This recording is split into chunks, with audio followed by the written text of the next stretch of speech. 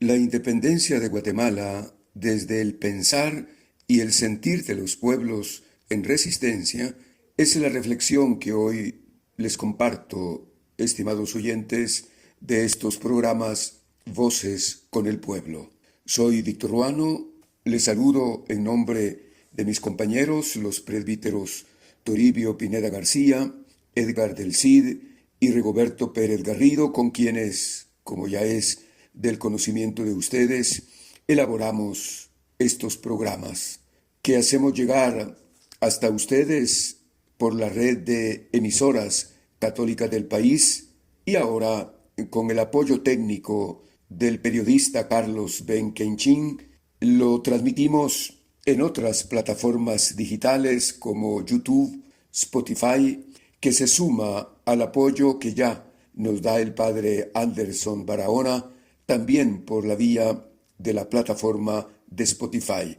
Agradecemos mucho a ellos que se suman a nuestro equipo y nos ayudan a la difusión de estos contenidos que elaboramos desde la dimensión social del Evangelio, desde la inspiración que provoca en nosotros la conducta histórica de Jesús y también desde el pensamiento social de la Iglesia, que son nuestros referentes para analizar la coyuntura, además también con el fin de aportar para el análisis y la reflexión sobre las distintas realidades de nuestra patria, tan mancillada por sus mismas élites desde hace ya 204 años. Durante estas semanas de septiembre hemos venido reflexionando sobre la llamada independencia de Guatemala, narrada en los textos escolares y en los discursos encendidos de patrio ardimiento de estos días, hasta de la administración Trump, que se sumó con su mensaje divulgado ampliamente por el gobierno. Discursos lamentablemente manoseados que suelen presentar el acontecimiento de 1821 como un acto glorioso de emancipación nacional. Sin embargo, esa visión oficial y oficialista ha sido construida desde las élites criollas que han controlado y secuestrado históricamente nuestra nación. La historia contada desde la visión de ellos invisibiliza y ningunea lo que pensaban, sentían y luchaban los pueblos originarios, afrodescendientes y mestizos empobrecidos que ya llevan siglos resistiendo al vil despojo colonial. Al aproximarnos a la independencia desde el pensar y el sentir de los pueblos en resistencia, estimados oyentes, el relato cambia. Lo que se celebró en el acta del 15 de septiembre fue una independencia pactada entre los grupos de poder, liderados por el clan de los Aycinena. Ahí surgió el primer gran pacto de corruptos, mientras que la verdadera búsqueda de libertad y dignidad se mantenía viva en las luchas de las comunidades indígenas y campesinas, ya que estas élites los tenían excluidos, esclavizados y totalmente bajo su control, como sucede de otras formas también hoy. Lo que pasa es que vamos acostumbrándonos y normalizando esa realidad tan dura.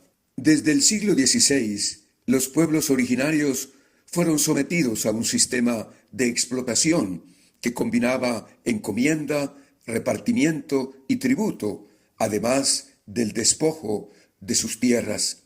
Pero nunca hubo una aceptación pasiva.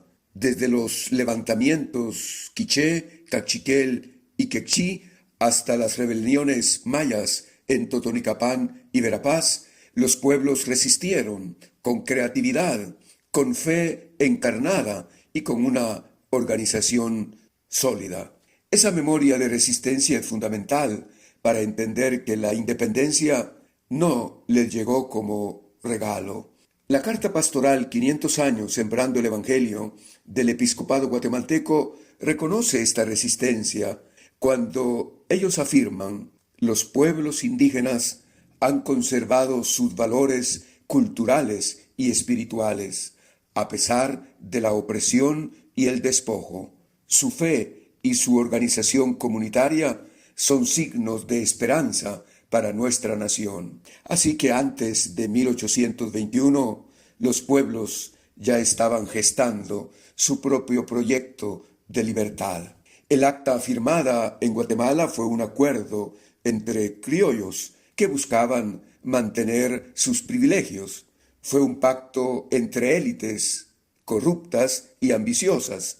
Se proclamaba la independencia de España, pero no se cuestionaba la estructura de propiedad ni las jerarquías raciales y de clase existentes. Temían a la movilización popular y buscaban un cambio, entre comillas, ordenado, que no alterara para nada el status quo, como sucede hasta hoy también. La carta pastoral de los obispos guatemaltecos lo señala con claridad cuando habla de esos 500 años y dicen: nuestra historia ha sido marcada por el dominio de minorías que han usufructuado el poder político y económico en detrimento de las mayorías empobrecidas. La independencia oficial entonces se inscribe en esa dinámica de un cambio de élites, pero sin transformación social. Para los pueblos originarios, la independencia verdadera no se firmaba en los despachos de los llamados próceres, sino que esa independencia se soñaba en las montañas y en los pueblos.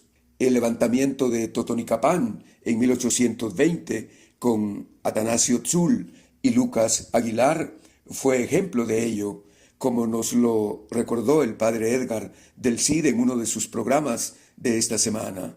En efecto, los quiché proclamaron su derecho a gobernarse y a frenar los abusos.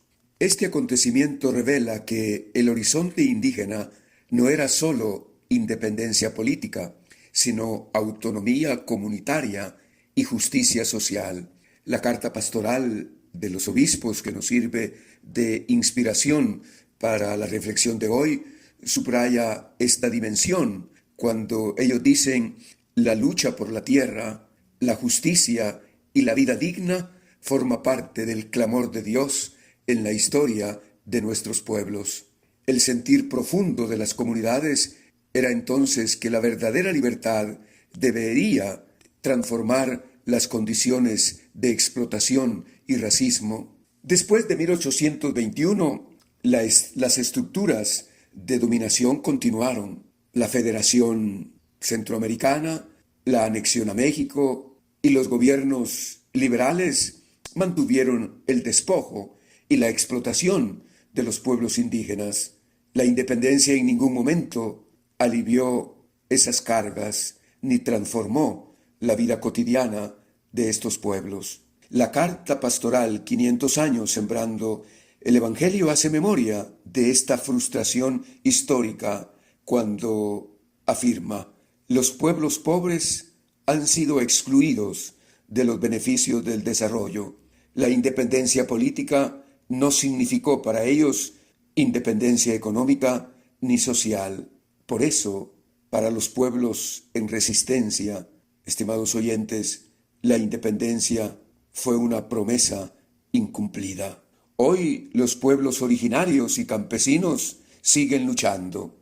La defensa del territorio frente a megaproyectos, las demandas de justicia por las masacres del conflicto armado interno y la revitalización cultural en lenguas y espiritualidades son parte de una independencia en construcción, de un largo camino que hay que recorrer juntos, de un horizonte que hay que otearlo con esperanza, con fe y con capacidad de organización. Los obispos en 1992 lo dijeron con fuerza: la verdadera evangelización se une a la liberación integral del ser humano, especialmente de los pueblos indígenas, cuya voz sigue siendo acallada. La independencia, entendida entonces desde el sentir de los pueblos, no es un hecho concluido, sino un proceso que busca descolonización, que lucha por la justicia y la vida plena. La independencia, entonces, estimados oyentes, debe resignificarse.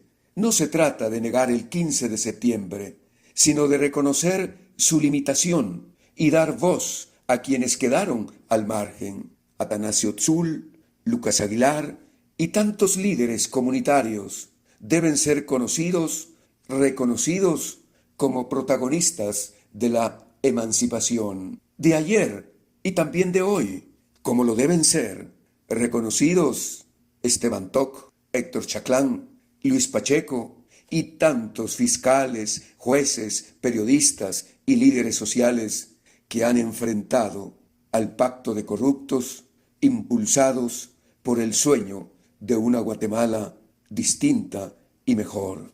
La carta pastoral de los obispos lo expresa en perspectiva cristiana cuando dice: el Evangelio nos llama a reconocer en los pueblos indígenas sujetos de su propia historia y no meros objetos de políticas impuestas, ni mucho menos de politiqueros marrulleros como los que hoy dominan el escenario político de nuestra nación. Esta afirmación de los obispos desestabiliza la visión monocultural de la independencia y abre la posibilidad de construir un país plurinacional con el pleno reconocimiento de todos los pueblos que integran nuestra nación. El sentir y pensar de los pueblos de nuestra nación guatemalteca combina razón,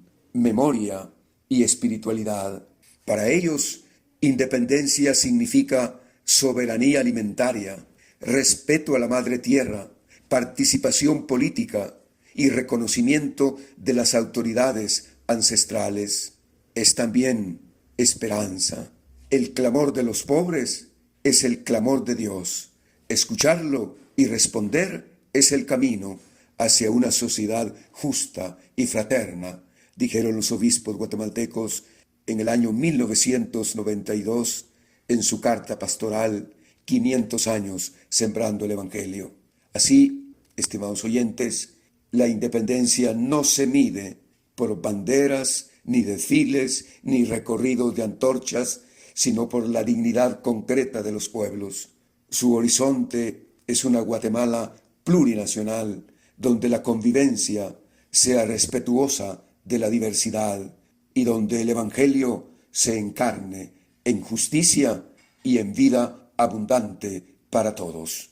Por eso, desde el sentir profundo de los pueblos, la independencia no la celebramos como un hecho consumado, sino que se construye como tarea pendiente, es decir, la de caminar hacia un país libre de racismo, justo en el reparto de los bienes, respetuoso de la madre tierra y abierto al reino de Dios que se hace vida en los pueblos que luchan y esperan. Gracias por su atención al programa de hoy.